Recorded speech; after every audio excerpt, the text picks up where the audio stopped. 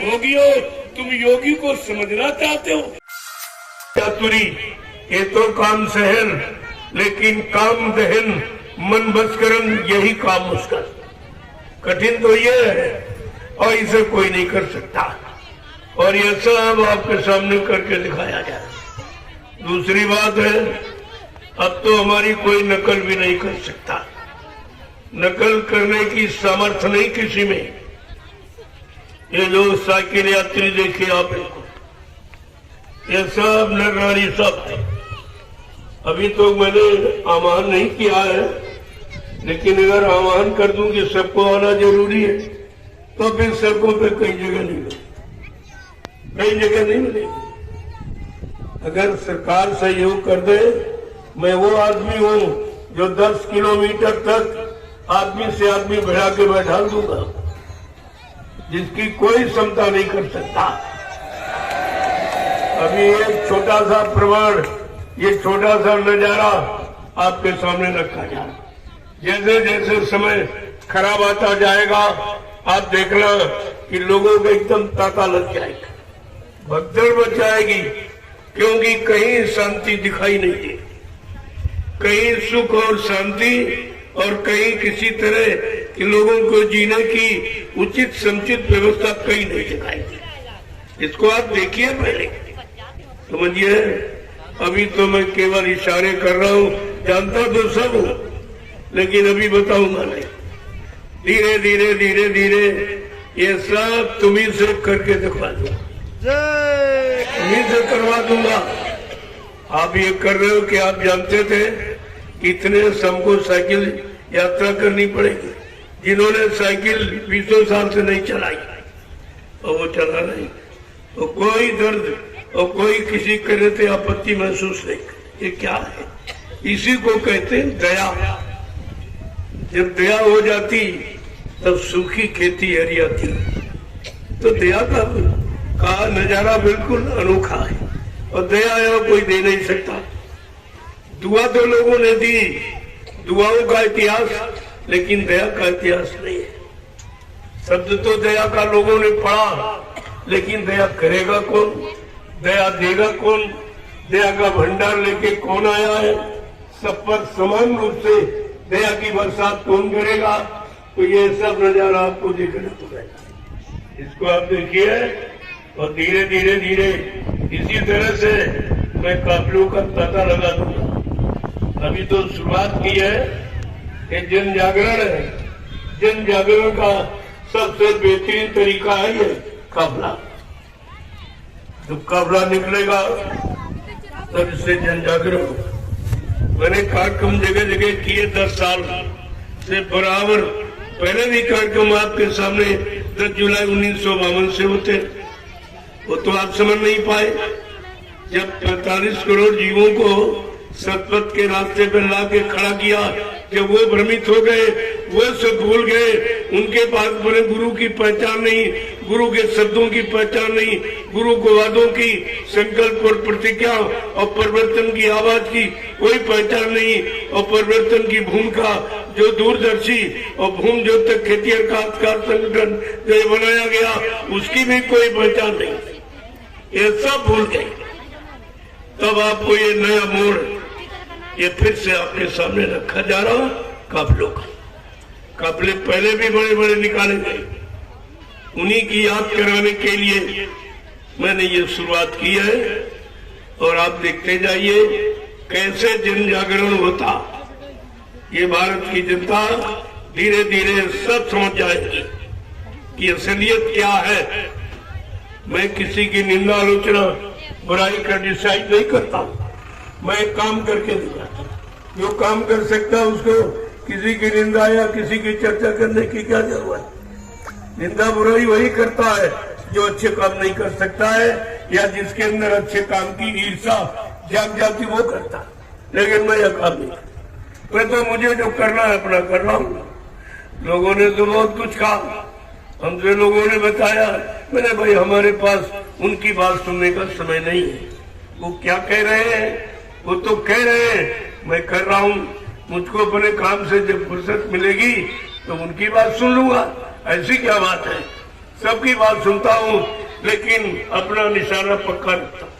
चलो ये काम होना, इस काफिले के बारे में लोगों को जानकारी नहीं। ये थी कि काफिला निकलेगा। अभी मैंने 3 प्रांतों का दौरा किया, कुछ उत्तर प्रदेश के जिले और आपका झारखंड और पूरा बिहार का पूरा दौरा करके आया हूँ, देख करके आया हूँ। लगभग 1 करोड़ जीवों का जन जागरण हुआ, 1 करोड़ का। 65 दिवसीय काफिले में 1 करोड़ जीवों का जन जागरण हुआ। इतना किसी के पास आदमी नहीं, 1 करोड़ ही किसी के पास नहीं है।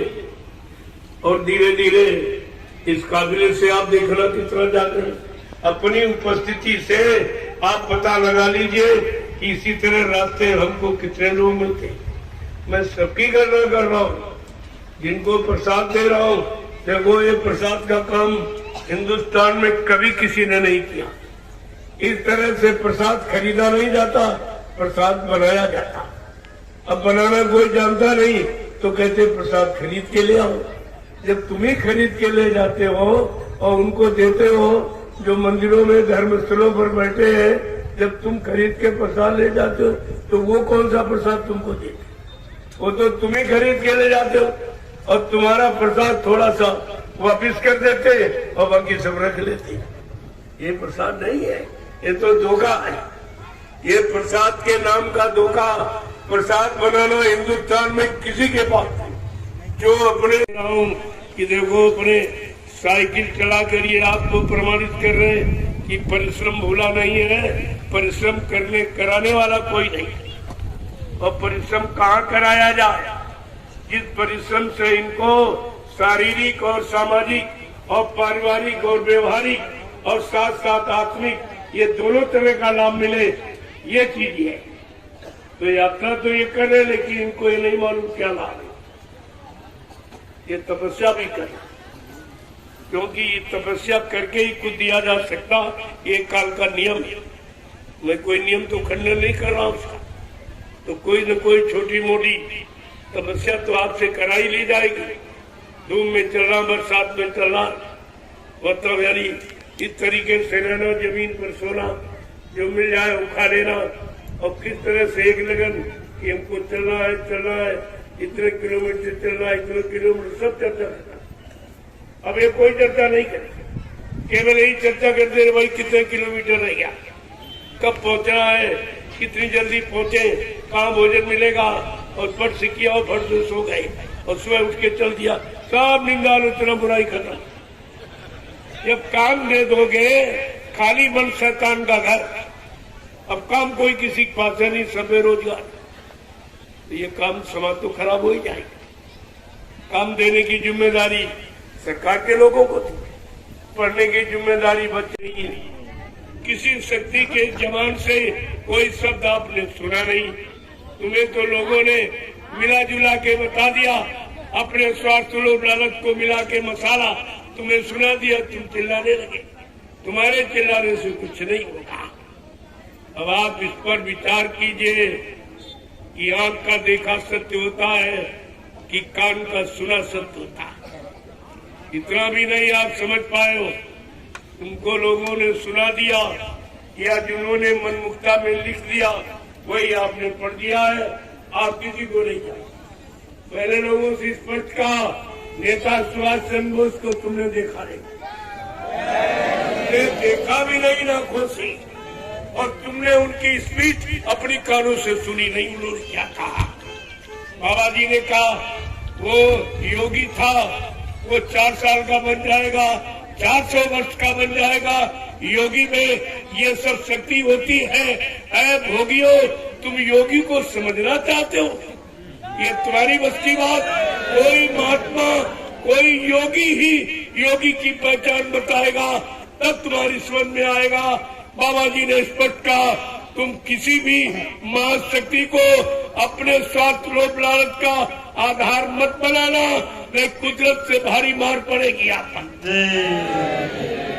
मैंने लोगों को मना किया, लोगों ने मेरी बात नहीं मानी और कितना भारी नुकसान कर लिया अपना। ये जल्दबाजी मत करो। जल्दी काम शैतान का और धीरे यानी धीरज काम रहमान था। वो धीरे धीरे धीरे धीरे चलते रहोगे, हर कदम पर विश्वास हो जाएगा, हर कदम की परेशानी और दिक्कतें जिलते ये सब आपको मालूम हो जाएगी। इसलिए साथ धीरे धीरे ये ओरा देखिए किस तरीके से।